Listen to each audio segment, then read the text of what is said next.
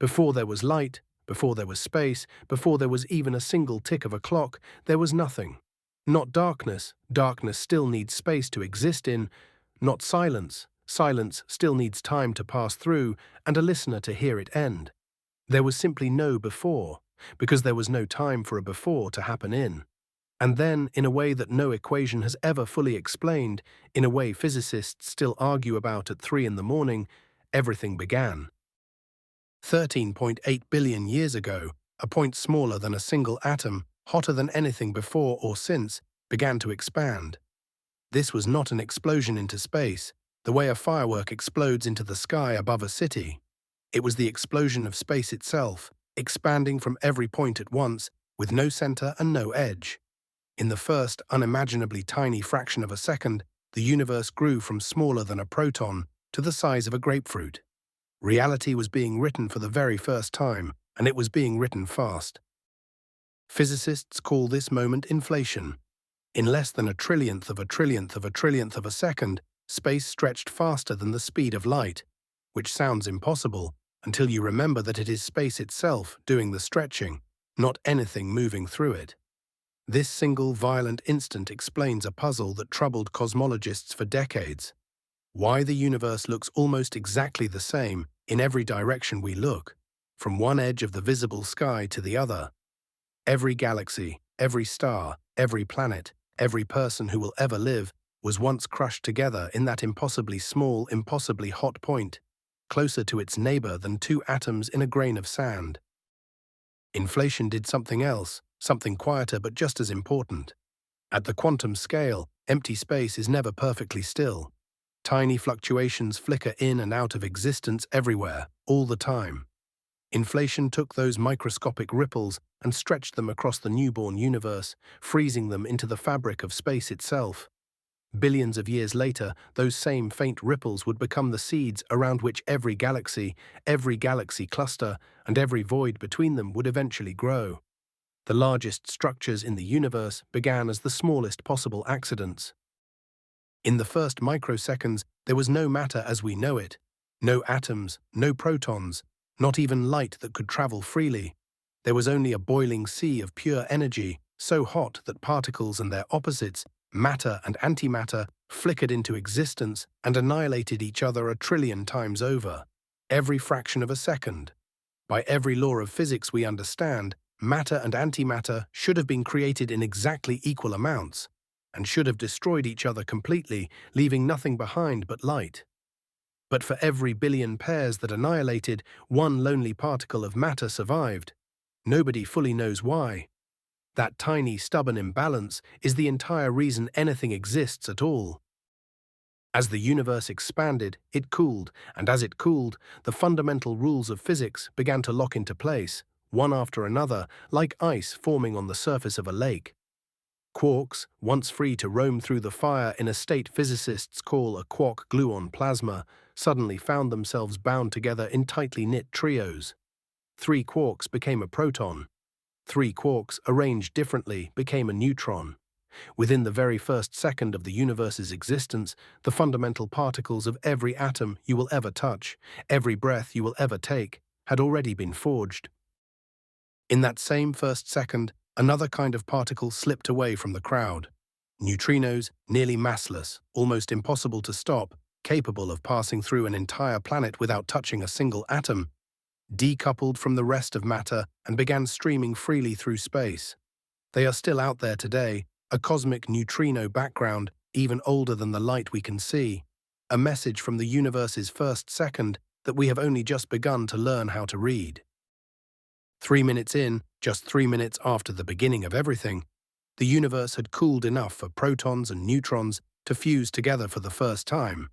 Hydrogen formed first, the simplest atom there is, a single proton with a single electron. Then helium, forged from 4 hydrogen nuclei fusing under tremendous heat and pressure. A faint trace of lithium followed, and then, almost as quickly as it had started, the window closed. The universe had expanded and cooled too much for fusion to continue, leaving the recipe for the next several 100 million years fixed. Roughly 3/4 hydrogen, 1/4 helium, and almost nothing else. For nearly 400,000 years, the universe remained a hot, dense, glowing fog. Electrons had not yet settled into orbits around nuclei. They drifted freely through space as charged particles, and light could not travel more than a short distance before scattering off one of them, like a car's headlights lost in thick mist. The universe was, in a very real sense, opaque. If you could have stood anywhere in that early cosmos, you would have seen only a blinding, featureless glow in every direction, with no stars, no structure, nothing to look at but light trapped in an endless, brilliant haze. Then, 380,000 years after the beginning, the universe cooled just enough, down to about 3,000 degrees, for electrons to finally slow down enough to be captured by nuclei, forming the first stable, neutral atoms. In an instant, on a cosmic timescale, the fog cleared. Light that had been trapped and scattered since the very first moment was suddenly free to travel in a straight line for the first time in the universe's history. That first light is still reaching us today, stretched by more than 13 billion years of cosmic expansion into faint microwaves. We call it the cosmic microwave background, the oldest photograph of the universe that will ever exist, and one we can still see in every direction if we know how to look. What followed was a long, quiet night, one that lasted, by some estimates, 100 million years or more. No stars had yet formed to give off light of their own. The universe expanded in near-total darkness, filled with nothing but cooling hydrogen and helium gas drifting through the void. But it was not truly empty. An invisible scaffolding of dark matter, a form of matter that neither emits nor reflects light and which we still cannot directly see, was quietly at work, its gravity slowly, patiently pulling ordinary gas into denser and denser clumps, building the framework on which the first structures of the universe would eventually rise. Slowly, gravity won. Vast clouds of primordial hydrogen and helium gas collapsed under their own weight, growing hotter and denser at their cores, compressing until nuclear fusion ignited for the very first time. This moment, sometimes called cosmic dawn, ended the dark ages forever. The first stars were nothing like our sun. Astronomers call them population 3 stars, and models suggest some were hundreds of times more massive, burning, blazing, brilliant blue and living fast, exhausting their fuel in only a few million years. A blink of an eye compared to our own sun's 10 billion-year lifespan before dying in colossal explosions. The light from those first stars did more than illuminate the darkness. It was powerful enough to rip electrons back off the atoms that had only recently formed, flooding the universe with ultraviolet radiation and turning the cool, neutral gas back into a charged plasma, a process astronomers call rionization. Bubble by bubble, region by region, light from newborn stars carved out expanding pockets of clarity in the cosmic fog, until, after several 100 million years, the entire universe had been transformed once more, this time permanently. Those first giant stars lived fast and died violently, and in dying, they did something extraordinary. Inside a supernova, temperatures and pressures reach levels impossible to recreate anywhere else, forging elements far heavier than hydrogen and helium: carbon, oxygen, nitrogen, silicon, iron. Later, when two neutron stars collide in an even more extreme event, even heavier elements are born: gold, platinum, uranium. Every atom of calcium in your bones, every atom of iron in your blood, every wedding ring ever made was cooked inside the heart of a dying star and flung outward across the cosmos. We are, quite literally, made of stardust, a phrase that started as poetry and turned out to be physics. Over hundreds of millions of years, gravity pulled gas, dust, dark matter, and the remnants of the first stars into vast, rotating structures. Small galaxies collided and merged into larger ones again and again, in a slow cosmic demolition derby that built bigger structures out of smaller ones. Spiral arms wound outward from crowded, busy centers. At the heart of nearly every major galaxy, a supermassive black hole grew, some containing the mass of billions of suns, anchoring hundreds of billions of stars into slow, majestic orbits that take hundreds of millions of years to complete. The universe was beginning to look, at last, like the one we recognize today. Our own galaxy, the Milky Way, began forming in this same era. built from the merger of smaller galaxies over billions of years, a process that in fact continues even now as the Milky Way slowly absorbs smaller dwarf galaxies that stray too close. Today it holds somewhere between 100 and 400 billion stars, arranged in sweeping spiral arms around a central supermassive black hole, all of it slowly rotating once every 220 million years or so, meaning the solar system has completed only about 20 of these galactic years since it formed.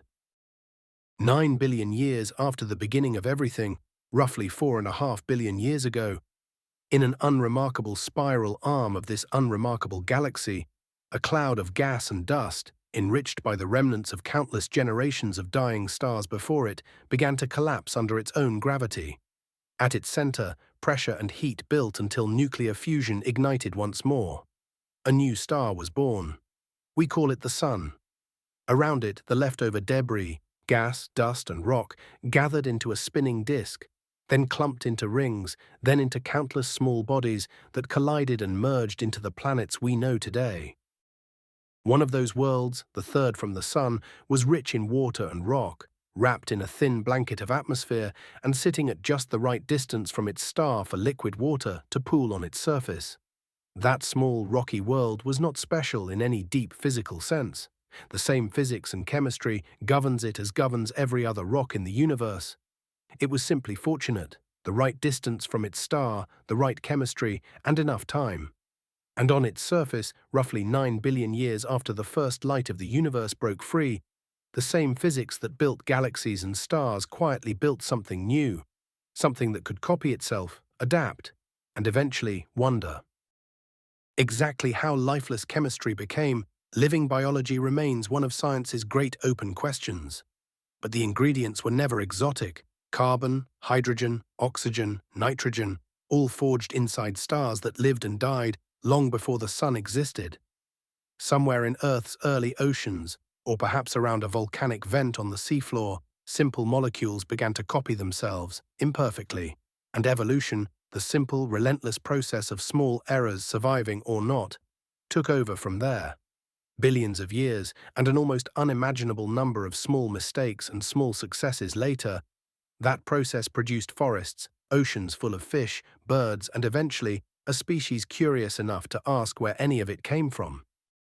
Today, that universe is still expanding, and thanks to a mysterious force we call dark energy, it is expanding faster and faster with every passing year, for reasons we still do not fully understand.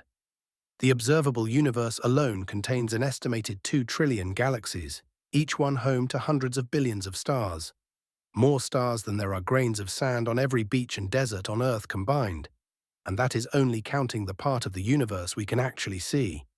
Beyond that boundary, set only by the distance light has had time to travel since the beginning, the universe likely continues much further still, perhaps without end. The hydrogen in your body is nearly as old as the universe itself, forged in the first 3 minutes after the beginning. The calcium in your bones, the oxygen in your lungs, the iron in your blood, all of it was cooked inside the heart of a star that lived and died so that billions of years later, you could exist to read these words. You are not simply a small thing living inside a vast universe. You are the universe, grown complex enough after 13.8 billion years to look up at the night sky, trace the light back to its beginning, and finally ask the question, how did all of this start?